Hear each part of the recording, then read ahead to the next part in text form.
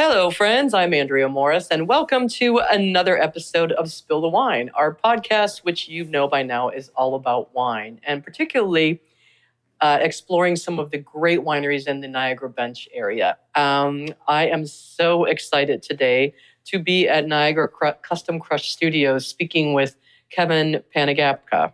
Did I say that right? Yeah, you got it. Pretty Yay. good. Yeah. Who is also a winemaker here. And Kevin has his own brand called 2027. And you are still also the winemaker at Calamus? Yeah, I make wine for a lot of different people. Yeah, Jack of all trades. Yeah. Well, this brand I started with my wife, 2027 Cellars, in 2007. And it's all single vineyard, single vintage wines. So they're really an exploration of different terroirs on the bench in the 20 Mile and Beamsville bench, sub-appellations. So they're sub-appellated wines from a specific vineyard, which is what this whole brand, this 2027 brand's built on. But I make wine for a whole bunch of other different styles, different people, different brands, different price points. So yeah, it's been a long time. But I guess having your own brand gives you the freedom to do wines in the way that you want to do them. Yeah, I mean, look, I'm obsessed with vineyards. That's my thing, and that's what this is. This is a showcase of the different vineyards. And I tell people there's a reason why my name's on the back. 2027 is actually my grower number. So when you register a vineyard with the Grape Growers of Ontario, they give you a grower number, and that's my grower number. And all the wines are single vineyard, single vintage wines. So I spent the better part of 25 years searching for the exact terroir and showcasing it through the wines, which has been super exciting. Just to let people know what they taste like, and how special our backyard is. I think people forget that a little bit. So yeah, I think so. This is a world-class wine region, and we should be very proud of the grape growers and the wines that are produced here. I always refer to it as the Napa of Canada. Yeah, it's also beautiful. Yeah, right. So I think being Canadian, you want to apologize for everything. It's a Canadian thing to do, but let's be honest, team, this is a really great region, and it's 35 years old, and there's some of the best vineyards in Canada, if not the world, and we're producing absolute top shelf quality. And it's also in such a great location, too, because anyone that lives in Toronto can get here pretty easily. People in the States, quick across the border jump, fill up your car with wine and go back. Well, you need a market, right? Like, we have 5.5 million people or whatever it is in the GTA within an hour and a half of this location. It's amazing for the people to be able to come down here and just relax for a weekend. Or Niagara Lake, which is kind of two different areas. I've lived in this area for 25 years, but worked in Niagara Lake, and it's kind of almost like a different feel down Niagara Lake, which is great. They have more hotels down there than, it's not a lot of place for people to stay here, but yeah, we're getting there. So, yeah, it's fun. It'll be the destination spot very shortly. I think so. I hope so. I think it already is. Yeah, maybe it already is. Yeah. So how do you go about finding the vineyards? I know you talked about the fact that you've lived here for quite some time and you're familiar with a lot of them, but do you ever get to a vineyard where you're like, oh my God, I love these grapes, but everybody else already has them? And no, well, yeah. I mean, I know at the level that this is at, you kind of see the same people sourcing from the same vineyards. And I tell people the vineyards aren't for sale, and even if they were, I couldn't afford them anyway, but you can't beat time. So if they're in the place. So if you have a vineyard like Foxcroft Vineyard, for example, or Grimsby Hillside or King Street, that's owned by the grower, and they're old vines. So you're really beating time in that space, right? The right clone, where it is. And then you see where the pockets are. After making wine for so many different wineries for so long, you just know all the growers after years and years. They're calling you, right? So you just learn and know where the pockets are and what's planted there. And yeah, So I can't remember the question. What was the question? If you've ever found that vineyard that you love the grapes, but they were already like contracted out to everybody else. Yeah, sure. I mean, there's some blocks that are owned by other wineries that I know are unbelievable vineyards, and they're not going to sell their fruit because they're their own winery. So, okay, strike that one off the box. So I buy from growers.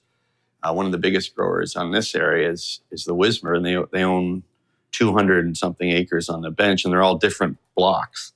So I deal with growers more than I would deal with a winery, unless the winery wants me to I have a consulting company too, so if they want me to consult on their viticulture, then that's a different story. But yeah, there are vineyards I would like to access, but it's not. Yeah, somebody else owns them. So when you make wines for Calamus, do you specifically use the grapes that are grown on that there. property? Yeah. So that's also great because Calamus has Pinot Gris, Cab Franc, Chardonnay, Riesling, and make the wines for them from their property. And then people, obviously, when they go there, and they've got a great event space there too, right? So people go there, they can see where their wine's coming from, which is pretty cool. Yeah. Yeah. So yeah, it depends on what the customer or the client wants me for, whether it's viticulture, winemaking, wine sales, full distribution models, whatever it is. So yeah, it's been interesting to do it all, which I like. It makes my life more interesting. It's not about wine, but I remember Calamus because of the observatory. Yeah, the awesome telescope. Yeah, I know. It's great. It's cool. I know. It's like Star Wars. Yeah, no, we do the stargazing nights there, and it's super fun to do that. You realize why a telescope has to be rooted to the foundation of the Earth, because if it moves a little bit, everything's jiggly when you're looking at the moon or whatever. I actually didn't know that, and that makes a lot of sense. It makes a lot of sense. So this is stupid, but anyway, the thing is on stilts, like metal things that are right down to the foundation for a reason. And they got that from a university. So it's kind of fun. And every winery has their own thing, right? Yeah. Yes. Like 13th Street they do art, and they've got a great bakery there. And Pearl Morset has their restaurant. So when people come down here, Westcott's got their food thing. So when people come down here, they've got a lot of options to just see and do different things on the bench. Yeah. So it's not just about wine. It's about it's about an experience. Part of it. Wine's part of it. But I think it's about an experience, right? And just showcasing how beautiful this area is. You'd be surprised how many people from the GTA have never been here. Mm-hmm. Like, I think as you're driving on the highway, you're like, zink. Yes. Oh, Niagara Falls, there it is. You forget that you just passed. Yeah. So. And I think a lot of people too don't understand that this region, the bench region, is here. And they agree, bypass and go right to Niagara on the Lake, as opposed to going, wait a minute, hey, Leaning Post, there's a sign for Leaning Post. We should go there because it's the first winery that we're seeing. Yeah. And then continue your journey along the bench. So hopefully this podcast will bring more people out to the bench to explore it and to see, hey, your trip can be shorter. But I would suggest for people to get off in Stony Creek, go to King Street, which is the highway right cuts along the bench, and go left. Right? And just then you'll go, there's the Beamsville Loop on Mountain Road, and then you can cut through Beamsville, Vineland, So and then you'll end up in St. Catharines eventually. Yeah. And look for wineries you've never experienced before. Yeah. Like talking to you today about 2027. Yeah. I mean, we don't have buildings, so we're a brand within the Crush right now. So we can come and try brands here, which is amazing. This is the Crush is the only kind of hub for different styles of wine and winemaking to all be sold in one spot. So it's like an agency. You could have this brand or this quality level or this price point level. So it's really interesting for people to come to the Crush as an experience and be able to try flights of a whole bunch of different styles, right? Instead of, there's nothing wrong with this going into a winery A, and it's all made by that winery. So that's what's interesting about the Crush. It's not new model, but it's new for Canada. So you don't see this here. There's one in BC, there's one in Sonoma, a custom facility. So we do this side of it is the brands, and then there's a commercial side to the winemaking in the back, which is we can do almost, I think we did 800 and something tons this year, right? So I'm fermenting one product, 350,000 liters right now. That's one SKU. So that's a different side of this company. But what people, when they come for tourism, it's beautiful, right? It's right on King Street. You can try all this stuff. In the summer, they have this nice gardens and everything outside, and we're going to be doing events. So, yeah. You could literally spend a day here and have lunch and, spend a good amount of time at 2027 with you. And then there's all kinds of other wineries that are represented here, winemakers. In one spot. So you basically, and it's really cool because you can try different varieties of Chardonnay made by different people, what their take is on it. And it just is a really unique experience. The interesting part about it is there's two models in the back. Okay, there's I make it for Adam's. I'm a consultant here, so Adam, moving forward, will be making the wines for a brand. Or in the case of Long Way Home, for example, Marlies makes her own wine here, so she makes it all. So that's 100% her, and then some of them are made by Adam at the Crush, right? So we have that diversity in the portfolio because of that, which is great. Yeah, That's what makes it neat, right? It makes it fun. It's a really unique experience to come here. Yeah, and I think if you like wine, there's something here you will like, because there's a whole bunch of different styles too, right? Rennie states they do it Passimento. There's unscripted Bordeaux model with Sauvignon Blanc. 2027 is the single vineyard, single vintage stuff. I have another client that's called Solo Para Mici that does Bordeaux, just super, super high-end Bordeaux, which is really kind of neat. That one, it's for friends only in Italian. So this is a really high-end project that I'm working on. It's not cheap, but it's that's just another part of this experience. But it's really intriguing. We've spoken about it earlier before we started the podcast, and I really like that idea of that single vineyard and getting 12 bottles, cellaring it. Yeah. And then over the years, you can actually just appreciate it. Well, so this Solo Para Mici project is only available by the case for a reason. And you get a fancy wood box and a card and the whole thing. So that's fine. But the reason is because, and there's 100 spots, okay? So there's 100 cases total. Those people that purchased the case, I think we sold 25 in the first week, so there'd be around 75 left. Those people will have the first chance to purchase any future wines that I release from Solo Para Mici. So it's almost like the Bordeaux Premier Market system, right? Where you kind of get in, you get some great wine, but then whatever's released, I can share that experience with people at the absolute top level of production, which is fun, right? So yeah, that's that model. The 2027 is an experience in what terroir is. So where does it come from? This is what it tastes like. This is why. And then people can start to see where the pockets are of the really great vineyards.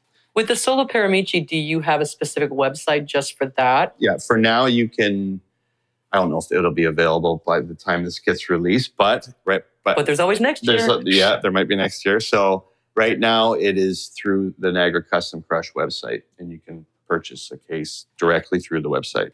And Solo Para Mici is only sold by the case. That's correct. Yeah. It's literally that box right there. Yeah. I showed you downstairs. I'll take a photo of it, listeners, and it'll be on the show notes. And I love it. It's all like full throttle, no holds barred, right? Best cork, best bottle, best, label, the box, the whole thing. And we got I love the logo, which is really cool. So that in 2027 are the ones that's the top shelf level that I'm making for these guys. And they're both different ideas. So that's Bordeaux and that's Burgundy, basically, right? So it's the two models, which is kind of neat. What's more the difference between Bordeaux and Burgundy? Burgundy's Chardonnay, Pinot Noir, a little bit of Pinot Gris, different varieties. Obviously, Bordeaux is Merlot, Cab Franc, the top five, Petit Verdot, Malbec. Burgundy is more of the single vineyard or negociant. So, like, what is it? Is it Boisset that you want to buy, or whatever the negociant is, right? Or it's the family name. So Jadot. And then on top of it, it's the vineyard. So is it Romanée-Conti? Is it these really, really famous vineyards, Montrachet, whatever it is? So in that case, when you're buying high-end Burgundy, you're buying Grand Cru vineyard wines from a producer. In Bordeaux, let's talk about Left Bank, just for an example.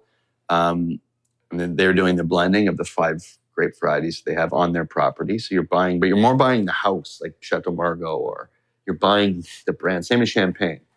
You're buying Taittinger, you're buying Krug. You like a certain style or a certain producer. So yeah, there's a whole bunch of different models that work, but those are the two kind of main ideas anyway. It's either single vineyard or it's a house, right? Right. Yeah. So we do both. Here, I can do both of those. So that's kind of fun too. So Solo Para Mici is about the brand and the vineyard, but they're all from that vineyard. And 2027 is an experience in all the different vineyards. Right. So King Street, Grimsby Hillside, Foxcroft, they're all, so you can see the difference in them. So yeah, it's just something fun to try. If you like to learn about where things come from, which I'm obsessed with, yeah, it's pretty cool. I think it's important because then the more you come out here as a wine enthusiast, then you also start to have your favorite vineyards where you go like, oh, I know if that's coming from Foxcroft. Yeah. Wismer Foxcroft, I'm going to love that wine. And that's the whole thing with wine. I mean, I tell people like, it's as simple or as complicated as you want to make it. Yeah. So nobody knows everything about everything in wine. There's too much information. But as you drink better wine, and unfortunately it costs more and more, you start to appreciate the quality levels of better quality wines. And then you kind of grow into it. And then if you're interested, you can start looking at different producers. Or if you're a Chardonnay fan, you could take some Chardonnay from me and try it. Maybe like Thomas's wine or Kelly's or Elia or whoever. But remember that this industry is very, very small. So nobody leaves. It's like the mafia, right? Like nobody ever leaves this industry. So we all know each other too. 'Cause during harvest, we need to help each other out because it happens so quickly. So we also are pretty good friends as a community, which is fun too. And it's what I love about this area is that everybody really does support everybody else. You have to. That's just the way this works here. It doesn't work with the idea that you want to be isolated because you don't. Because the community is grape growers and wineries. And, you need to make sure that you can make a phone call and somebody can call me if they need something. That's fine. And everybody's so excited about everybody else's success as well, which is great. Yeah. I mean, we're not really, compared to Argentina or compared to California, as far as like volume is concerned, or France or Italy, it's not even close. So Niagara will always be a fairly small wine region because it's too cold south of here to grow vinifera a kilometer that way. So there's only so much land that can be planted to grapes here for wine, right? So it's not going to exponentially double next year. It can't, right? So I think people, you understand how really small this is compared to real larger wine regions in the world. It's a hundredth of the size of just California, for example, right? Let's give you an example. Ontario's got 300 wineries-ish. Champagne has 5,000. Wow. That's just Champagne. So when you think and Champagne's only 10% of the world wine market. So how big is Cab and Prosecco, right? It's insane. So yeah, people I think it's to appreciate how small we are and how interesting it is here is, it's something I think maybe it's lost on people a little bit sometimes that haven't come down here. But I invite everybody to come and hang out, try some wine. Well, let's try some wine, Kevin. Yeah. Okay, so we'll do... We're talking about wine. Oh, yeah, let's I forgot try about it. that. So we'll do this is a Brut Rosé. This is from Victoria Avenue Vineyard. This is sparkling. So I'm also obsessed with sparkling. This wine aged 4.5 years on its lees. So it's a traditional method sparkling. Can't put champagne method because it's champagne. They're very protective of their brands there. But yeah, this is 100% Pinot Noir, and then there's no sugar. So there's no dosage. So I call it like naked winemaking. There's nothing hiding here. This is just wine that's aged for 5 years. It's now its 6th year, and you can see the complexity and the mouthfeel from the aging on its lees. Okay, so it aged in this bottle with a crown cap on it, with a bottle cap for 4.5 years, and then it was disgorged after that. So yeah, these are just kind of one-offs. I don't do this for the money. This costs an absolute fortune because you're making wine every year, and you haven't released you're 5 years into it before you release your first one. So that's 100% Pinot. With minimal skin contact because it's not red at all. No, remember, rosé and champagne can be just not white. People think it's pink, but it doesn't always have to be that pink. It's just slightly off white. And the Pinot, because it's lower in acid, naturally has that kind of rounder mouthfeel, that richness on the palate, which is cool. This I just made because I love making it. So that's just an obsessive 20 years of obsessive sparkling making. And why Pinot as opposed to Chardonnay? Because most people think Chardonnay. No, I do both. But Pinot, again, is softer, and Chardonnay is higher in acid. So it typically, and there's one's not better than the other, and then Pinot Meunier would be the other one that they blend in Champagne. They just work for sparkling. I tried to do once a Riesling traditional method, and it just didn't work. It was better in Charmat without the lees aging. So they figured it out. Champagne's been doing it for 250 years. Leave it alone, right? It's like when you go anywhere in Europe, just eat what they're eating and drink what they're drinking because they figured it out. Don't reinvent the wheel, right? Yeah, right. They know what they're doing. I remember being in Cinque Terre. My wife lives on our honeymoon, and they have all these like terraced vineyards, and the wines on their own were great. They were white, but they were pretty neutral. I was like, that's interesting. Until I was eating seafood with their wine on the thing, and I was like, oh yeah, that's why you do that. It's perfect, right? Yeah. So, yeah, I tell people like, if you're in Burgundy, you're drinking Grand Cru Burgundy. And when you're in Beaune drinking Grand Cru Burgundy, you're having duck confit, and that's the best idea in your whole entire life. So just let it happen, right? With their cheese, with their poisse, and all that stuff. Or you're in Barolo, you get served charcuterie with Barolo, in Barolo, right? And you can't buy Barbaresco in Barolo. It's all Barolo, right? There's no mixing. It's like we should change the saying, like, when in Rome, drink as the Romans. Yeah, just let it happen. Right? Like, it's okay. Yeah, don't judge it. It's fine. No. So, but that's the best part of travel as well, is to actually experience local food. yeah, and then we've got, around here, which I love, part of the reason I love living around here, is it's obviously fruit country, right? So there's fruit stands, vegetable stands. There's probably 10 of them from where we're sitting right now in the summer. So, and I own a 20-acre farm in Tintern, which nobody knows where it is yet. And then we have 24 free-range chickens. So my kids, we have an egg stand in our front on our driveway, and they've stocked the eggs. And I wish they would take care of the chickens more and actually feed them. So they just want to collect the cash. And I'm like, no, you gotta do stuff to make money. So but anyway, dead chickens don't lay eggs. Yeah, I know. I'm like, okay, guys, can we water them? Make sure they water. Anyway, but that's the community here. It's farming, and it's great. It's a lot of Dutch community, old Dutch community, and that's what makes this area kind of super cool. Now, remember, the reason why we can grow cherries, peaches, and grapes in this area is because of the escarpment and the lake. The lake is a heat sink in the winter, right? So people probably think about it, but Lake Ontario rarely freezes.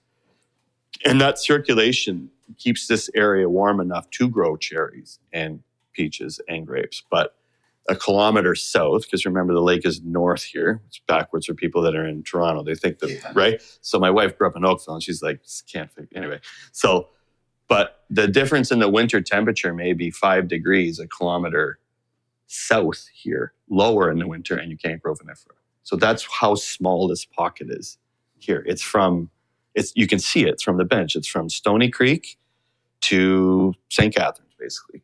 And then there's another bench. There's St. David's bench in Niagara Lake. And then there's the flatter part. So when the glacier, this is all glacial till here, when the glacier carved out the bench, and then filled Lake Ontario, all the heavier, larger deposits, which are sand, are closer to the shore, which is where peaches can only grow on sand. So you see the belts of the different soil types. And it's really cool to look at. So remember, we have 10 sub-appellations, right, in Ontario. So these are single vineyard sub-appellated wines, every one of them. A 20-mile bench, Beamsville bench, whatever, St. David's bench. That gets interesting too, because you can see the stratifications. And for example, where Redstone is, which used to be Thomas and Vaughan, has a high iron content. You can see that's why it's called red. That's only in this small little belt there. And that is extraordinarily good for Bordeaux, for Cab Franc specifically. But the soil is completely different than up on the bench or in Niagara Lake. And that's what makes the difference. You can't recreate a space, right? You can't just take Romanée-Conti and stick it in Canada and make Romanée-Conti. It's not going to happen. And there's a reason why you step over their wall and it's a Grand Cru vineyard and then it's a Premier Cru vineyard. It's because of the soil, the microclimate. Yeah. So that's what I find interesting. And that's what 2027 is built on. It's built on that whole concept of, okay, the quality's there, but this is the differences in these wines. And this is, you can try them and you can showcase where these are from. And then people can start thinking about, oh yeah, that producer I like, or that vineyard I like. And that producer's making a wine from called Foxcroft Vineyard. So is Elia. So is Kevin. So is Thomas. So is whoever. So I did a tasting at Treadwell's with Elia, Kelly, Thomas, and me at dinner. And we all brought our Grimsby Hillside Chardonnay all from the same block, different winemaking styles, all the same quality, but just to showcase to people what it's like, just differences in winemaking, right? So, And was it all the same year? Yeah. It was like, bang, there you go. That would be an amazing experience. Yeah, so we did that. So we all got together because we all know each other, right? We're like, okay, we tried each other's wines. Like, that's great. I did this, you did that, whatever. At that level, you're all using the same basic things. You're using high-end vineyards. You're using extraordinarily expensive barrels from Burgundy. But then you start, with Chardonnay, you start to put your thumbprint on it as a winemaker. So I like a specific cooper, a specific toasting level, specific percentage of new oak to use. I don't like the wines going through malolactic fermentation. Thomas does. That's where you start to see the differences in the wine making. And Chardonnay is probably one of the greatest examples of an actual winemaker's thumbprint on it, right? This and the Riesling, for example, it's a different style. So it's a New World style. It's put into a bottle early. It's meant to age in bottle and trap the aromatics. So it's a different style of winemaking altogether. So I make both for 2027. I do this aromatic stuff, and then I do these old school stuff as well. So yeah, that's also kind of cool. Fun. Well, your bubbly is fantastic. Thanks. I love it. Yeah, there's not much of it, and I don't know if I don't have another one in the bank yet, but I'll probably make another one next year. It's a labor of love more than anything. It takes forever, right? Like that took 5 years in bottle, and then takes 15 years. Or I tell people it's like the master whiskey blenders in Scotland. It's 25 years of training before you're allowed to do that. Same in France with the guys that are blending all the cuvées for champagne. It takes that long. But remember, you only make wine once a year. Yeah. So it's not like it's like being a chef. Like you don't graduate culinary school and you're the head chef at a 3-star Michelin restaurant ever. It's a trade, right? You work underneath people. You work all over the world. Eventually, you get to the point where you're confident enough to put your stuff out there, and there's no hiding, right? Because it's in front of people. So even at a restaurant, you could, if the dish didn't work out that night, you could just change it up the next day. Now I make a lot of wine, but I've only made it once a year for 25 years, right? So yeah, it's just the way it goes. It's also something to think about when you're buying wine. When you're doing a wine tasting and you're buying wine, if you say you're here, listener, and you try this bubbly and you love it, buy 2 bottles. Yes. Or 3, because the thing is, it's like when that bottle's gone, you can come back and next year's bottle isn't going to taste the same. No, I tell people this. If I could say anything about wine in general, drink what you like. Your palate will change, okay? Typically, people start RTDs or sweeter things, and then you eventually end up in cool climates at some point, right? Burgundy, Bordeaux. Niagara is a great example.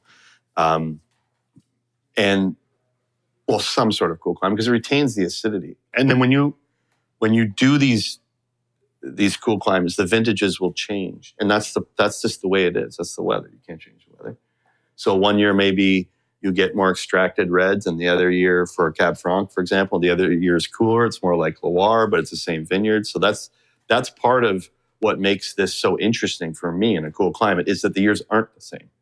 So it becomes, you have to get real used to working with the vintage. So every year for all my blocks, I walk the block daily, every one of them. So I know, so I can see them. I know, and I can see, and I check the weather every 20 seconds, right?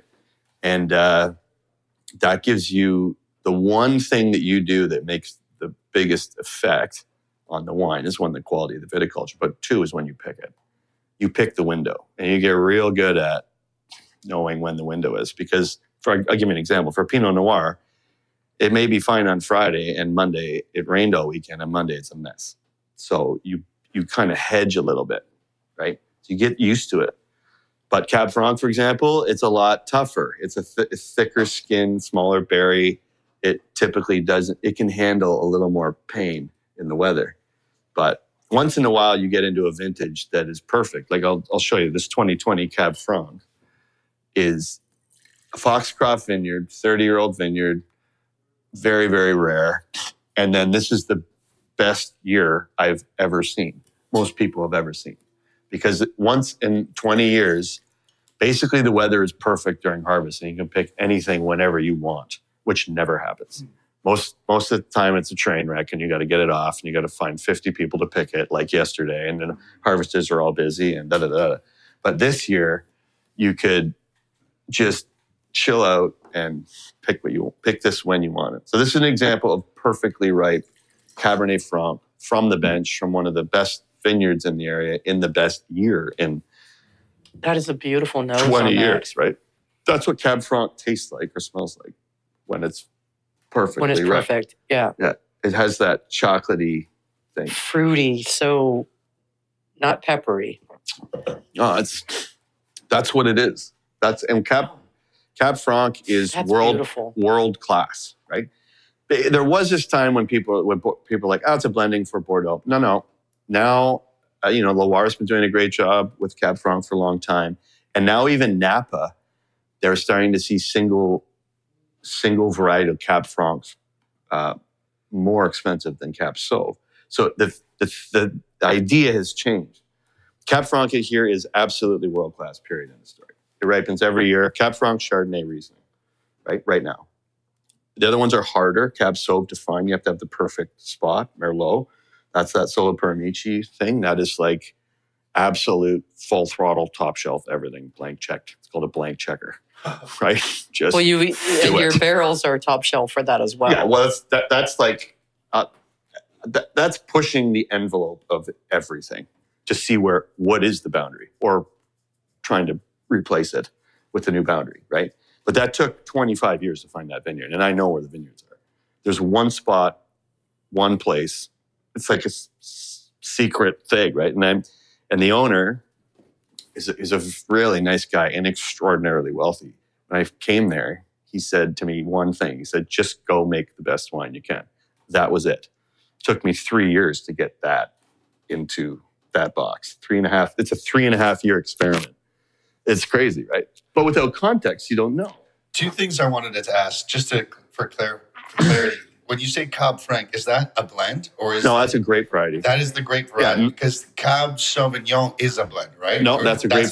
That's also a grape. Yeah, because I know Riesling is a grape variety. They're all grapes. Yeah, they're all vinifera, right? Cab Sauv, Merlot, Riesling, Chardonnay. Those are all blend. You call them Meritage, which is a blend. Okay, of Cab Franc. By the way, it's not Meritage. It's not French. The term came from California. So Meritage. Yes, so people know. Meritage. Yeah, y'all. Meritage. America. Meritage. Yeah, you got it. That's right. So it's like, okay, it's not French. But anyway, so that's a blend of Cab Franc, Merlot, and Cab Sauv. I see. Okay. Typically. Bordeaux, is Cab Franc, Cab Sauv, Merlot, Malbec, and Petit Verdot. Typically. I think they've thrown in a new grape variety there because the weather's changing. I don't know that for sure, but somebody listening can check that on Google. But anyway, that's their thing.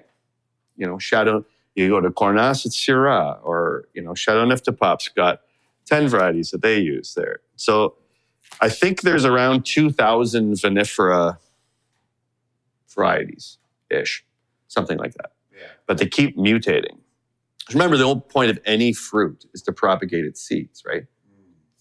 So they think they've linked grapes, vinifera, back to somewhere in the Middle East, Iraq or something. They genetically mapped them back that far. And then the reason they're all over Europe is because Rome, they took over Europe. And, there's always a hill because you don't want to get cannonballed. So you want to see the guy coming. Right. And then you just throw some grapes in there while you're going. Might as well drink while we're waiting. Yeah. Might as well grow some fruit before we go to the Coliseum. Well, whatever. See some lions. But whatever, like that's really what happened, right? And then the New World started to pick them up. So I spent some time in New Zealand, and they, Australia, and you see Argentina and Chile, and it's, South Africa. It's all just fun. And they're all within a belt, really. If you look at the latitude, you see that you just wrap it around the earth, and you can see all the wine regions are in this belt. So we're in the same latitude as Burgundy here. Pretend you're looking at the earth above and below the equator. It's pretty much the same belt. Right. It just depends on what country it lands on. And then if you're trying to grow them near the equator, it's harder. there, as we talked about. You mentioned how they're changing, which makes me think, like, are you also kind of looking for certain characteristics, and you're like, we want to keep this one propagating, and then these ones we don't? Well, I tell you what happens, and it happens in every region. Just because you can plant it doesn't mean you should. It's a plant. It's going to grow. It's a vine. It'll find water. But just an example, Sangiovese in Chianti, they have another month on our season here. So it's very, very hard to consistently ripen it here. Okay. But the varieties that work here, which we've now learned over 35 years, are the most planted varieties. Cab Franc, Chardonnay, Riesling, because they make great wine every year. Vidal is the other one for ice wine, where the people forget. I know nobody drinks it, but we're the best in the world at ice wine because it gets cold quickly every year here. So in Germany, they concoct it every 6 years. And then most of that goes to Asia. Yeah. Almost 85% of it's distributed. And we have a world patent on ice wine, just like champagne. The only crazy thing this is sideball. For some reason, Miller can put the champagne of beers on their box. And I can't believe that Champagne hasn't sued Miller 100 years ago. Right. I just don't get it. Because the France, because that's their main export, they protect their brands, right? Champagne, Burgundy, Bordeaux, like do not touch. And they would always, I remember there used to be a jingle where they called it the champagne bottled beer. I know. Yeah. I can't believe Champagne didn't call them and be like, no, you can't say that. That's not allowed. Because they did it in French. They were yelling at them in French, and Americans mostly don't understand French. So they'd be like, I don't know what you're saying, bye. Yeah. Well, normally there's a couple lawyers on it, or 100, right? From Champagne being like, anyway. I used to say Canada Dry is the champagne of ginger ales, but you can't say that. You're going to get sued. Anymore. Yeah. Well, remember how good Champagne was at their brand in 1880. Right. They went to the world and said, this is the best in the world. And they were right. And what I love about Champagne, I love Champagne. Like I'm obsessed with Burgundy. I could live in Beaune or in Reims, which is the heart of Champagne or Epernay. Yeah. And the other cool thing about Champagne is a lot of it's based with women. Like the woman at Pommery figured out how to riddle bottles, like in 1800 and whatever. That's like the, Veuve Clicquot. It's really cool that the whole history is based in more of a female dominated thing, where winemaking typically is a little more male dominated for now, at least, like maybe 60-40 or something like that. But yeah, I always found that interesting, and it's amazing. So yeah, I can't argue with you on that. Champagne is fabulous. Oh, that's the best thing you've done in your life. Like you sit in Reims, right? Sit there, and there's a cathedral which they put artwork on, like at night. Art goes on to the cathedral, and you can sit by the best champagne store on earth and just drink champagne and stare at their church with paintings. Oh. I'm like, okay. I was in Epernay. I was in a winery. We need podcasts in France. That's Listen, I was in Champagne for a week with a whole bunch of winemakers. I went into a winery. This is how much money they have. The winery floors were granite in like all of them, right? The bottling line was like $4 million. Like it was just like, okay. You come back here and you're like making wine in a barn with dirt floors. And you're like, oh, maybe we're not there yet. But it's just, and you realize in Europe too. I was in Montalcino a while back, so like Tuscany, and they don't label their wines when they bottle them. And I asked the owner, the winemaker, I'm like, why? She's like, we don't know which country we're going to sell them to, and every country has a different label. Oh. So I'm like, well, that makes sense. So they bottle them all and don't label them until they know where they're going. So that winery, which does about 1,000, it did 1,500 cases, which is about the size of this brand. Sold to 8 different countries, right? That's the distribution there, which is interesting. Crazy. It's the things you don't think about unless you're there. And you're like, because Europe, it's all connected. It's all connected, yeah. Yeah, but this Cab Franc of yours right here and right now in this space is beautiful. Thank you. Yeah, you're right, it's perfection. It's perfectly right. Yeah. Yeah. That's what Cab Franc tastes like when it's actually perfectly ripe without any chaptalization. Here's the thing about winemaking. The more you do in the vineyard, the less you need to do in the cellar. So I just get out of its way, right? I spend a lot of time in the vineyard, but once it comes in, I know that quality level is here. So basically, you just don't screw it up. right? And then in that case, a Solo Para Mici, you put it into the absolute top shelf oak. Same with this, and best barrels in the world. And there you go, age them for a couple of years. Yeah, but this 20 is the epitome of Cab Franc. Yeah, and what a Cab Franc should taste like. From a single vineyard, from the 20 Mile Bench, from Foxcroft Vineyard, which is right over there. So that is Foxcroft? Yeah. I find it just so fascinating how, like, just to make an analogy to food again, like a chef could be making like a broth, but they need it to be a certain saltiness because they know the next thing that's coming in is super salty. Yeah. So as they're tasting it, they know in their head it's not supposed to be as salty as they may want it because the thing is going to change. So it has to be like a certain level of maybe.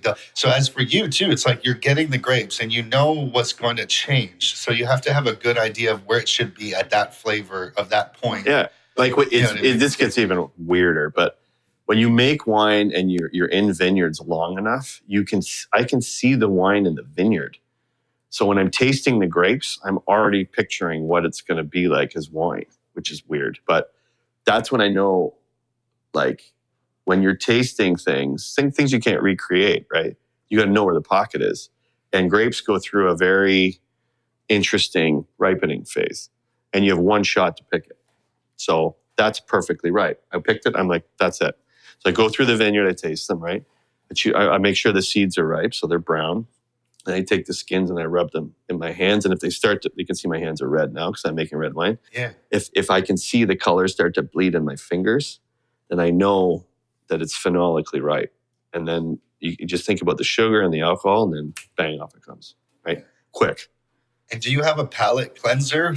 Every day for 30 years, I've tasted in the morning for 2 hours. Right, so that's consistent. Yeah, I see. Over time, it's a different palate than a sommelier, though, because you're tasting raw. So I like raw tannic wine because I'm built for that, right? So I know I'm trying to see where it's going to go. But yeah. Well, let's try the 21 and see what the difference is. So 21 is a cool year, so it's more like it's more like Loire. It's a lighter style Cabernet. It'll be interesting to taste the difference between the 21 and it's the same vineyard. It's King Street. This is across the road. Yeah, it's just a more perfumed, lighter style. This is what I drink.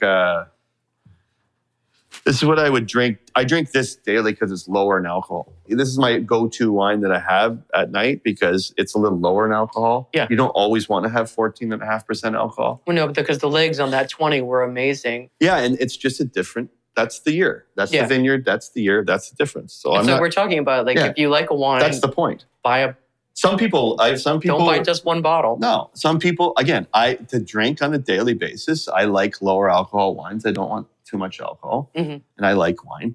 I eat dinner at 8, I sip wine, and then I go to bed at 11. That's that.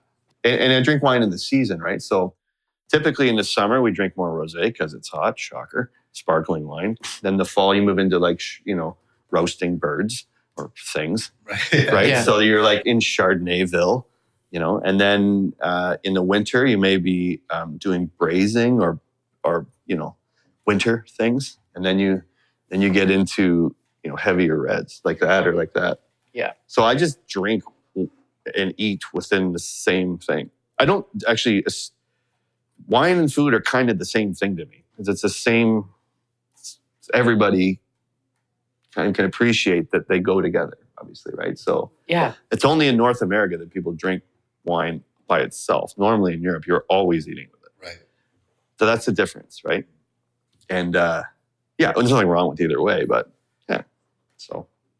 We talked earlier, we kind of mentioned Chardonnay for a little bit, and I really want to make sure we try your Chardonnay because it's one of those kind of wines I think can be really polarizing where people, I know when I work at wineries, people always go, I don't like Chardonnay. I'm like, no, it's just that you haven't found the Chardonnay that's right for you. Because there's so true. many. They don't like, okay, so this is what happened. People go through, countries go through phases. So there was the Australian oaky Chardonnay, California phase where everybody wanted pretty oaky, full throttle, and people got tired of it. It was like a trend. But they don't forget about Burgundy, who makes the best Chardonnay on earth, right? You just may not like a style of Chardonnay. It's also the most planted still in the world, I think, for whites. But it's like there's so many things that can vary the taste of the Chardonnay. Like where's the barrel from? Yeah, is it oak? I know Chardonnay is the one. Like I was saying this before, is the one wine that is really winemaker driven.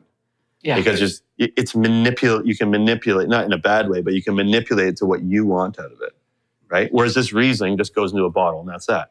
That's where that was from. It's fine, right? Mallow, no mallow, cool climate, warm climate. So you're not a mallow fan. I'm not, because I'm trying to showcase the vineyard, and there's a compound called diacetyl that comes from malolactic fermentation, which is a winemaking thing.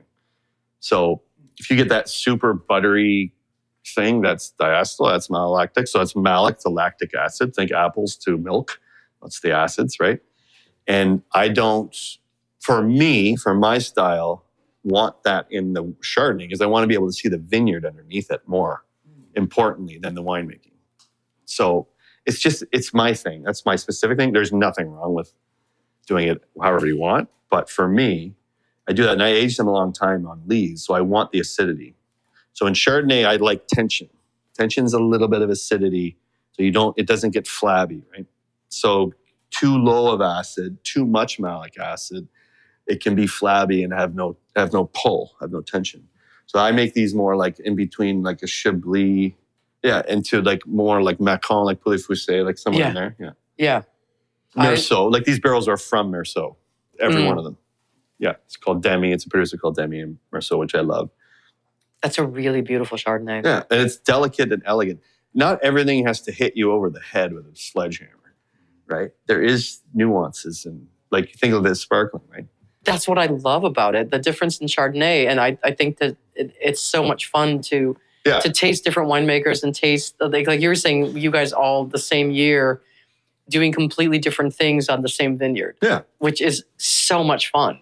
It's just, it just shows you, like, I think part of the beauty of a wine tasting for anybody is to challenge yourself. Yeah. And try things that you think, oh, I don't like that, but try it.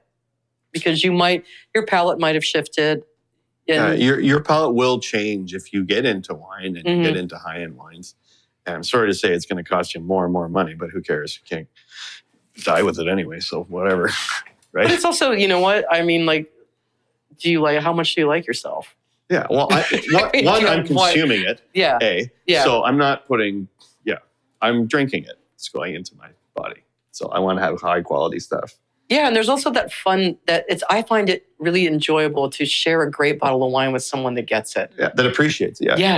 And you know what I think too is, like, it doesn't matter what level you are. Nobody cares about how much you know about it or blah, blah, blah. Drink what you like. And then you'll change. If you keep trying new things, your palate will change. And that's just a natural evolution of it. But you got to start somewhere. So whatever. If it's from RTDs, ready to drinks, to just drinking wine to start with, try that. But you're never going to learn unless you try. No. And, I don't even remember unless I'm there. Like, I could read a book 100 times. Like, I can't remember anything. But when I'm there, it seeps in. So if I'm in Burgundy, in Beaune, drinking this and that, or Italy or whatever, then I remember because I was there.